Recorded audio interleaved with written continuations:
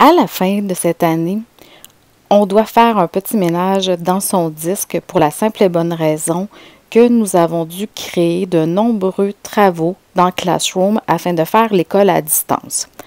Avant la prochaine année scolaire, je vous invite donc à faire un petit ménage. La première chose qui serait à regarder, c'est que dans votre disque, vous devriez de créer un fichier qui s'appelle Classroom. La première chose que je vous dirais de faire, c'est de le renommer. Donc, si vous n'en voyez pas un, créez-le. Et par le fait même, tout simplement le renommer. Donc, lorsqu'on le sélectionne, pour pouvoir le renommer, vous avez juste à cliquer sur les 3 petits points et le renommer, donc 2019-2020.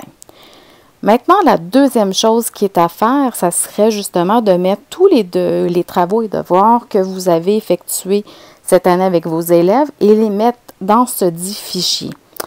Pour ce faire, je vous inviterais, au lieu d'avoir la vision liste, plutôt d'avoir une vision en 3 colonnes, ainsi ou justement en 3 colonnes.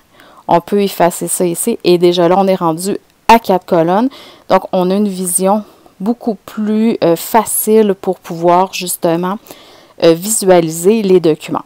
Donc, j'ai mon Classroom ici et moi, je le sais que ces premiers éléments-là, c'est des travaux que j'ai demandé dans mon Classroom. La première chose que je dois faire, c'est à l'aide de la souris ou du trackpad, de sélectionner. Donc, mon élément va devenir bleu. Là, je pèse sur la majuscule et je vais peser sur le dernier document que je veux placer. Donc, j'ai fait une sélection multiple et par le fait même, je vais pouvoir après ça prendre les éléments et aller les glisser à l'endroit désiré. Donc, vous pouvez faire ça pour tous vos travaux effectués dans Classroom ou tout autre document que vous voulez classer.